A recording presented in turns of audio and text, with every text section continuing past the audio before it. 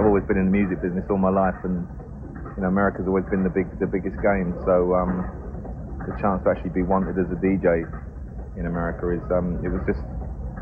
I knew that if I didn't do it, I'd always probably regret it, And if you do it, though, you got to sort of do it properly, which means there's an awful lot of travelling. But I can't. There's not really, pretty much every city or town I've been to in America so far has been excellent. So and I've done Toronto in Canada, which was awesome at Government. And I think I've sort of kind of surprised myself about how sort of well I was known here without coming here and working the market, simply due to the listenership of the Radio 1 show on the internet. So I've always been excited about music and excited about change and sort of just bringing all of the sort of scene together on the radio every Friday, and it's I don't know, I'm sort of addicted to it. In radio terms in England, it's like the end game, if you want to, it's the highest point you can get to, really.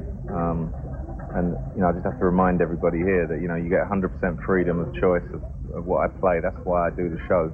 Wouldn't be, I'm not in it for the ego of just playing other people's records, It's my show, I produce it, and it's, commercial free, and it still delivers it's public service broadcasting, but it's still with a major audience. Do you maintain residencies in America and Europe now? No, I think it's sort of the global market, and it's everybody wanting you in all over the place. I can't do a residency anymore. In fact, the last residency I probably did was in the sort of acid house rave era. I think I ended up 91, 92 with the London residency. So now we could be here and see if anyone noticed we changed sex.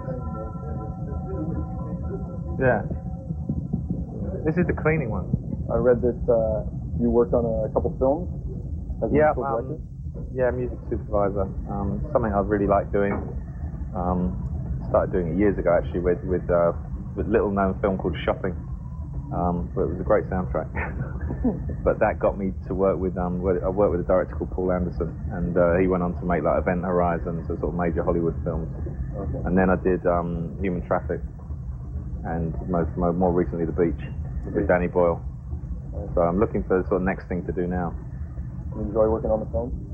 Yeah, with the right, if I can, if the director's interested in being, adventurous and stuff like that, then I think I really have a role to play. I find it quite a natural extension of being a DJ, putting music with pictures. So I think I'd like to try and crack the sort of the American radio situation. It's pretty depressing at the moment because all the radio stations are owned by like 2 or 3 great big conglomerates, and sort of seem to get into the habit of sort of just channel feeding one idea and lowest common denominator. So it's difficult to be adventurous in America.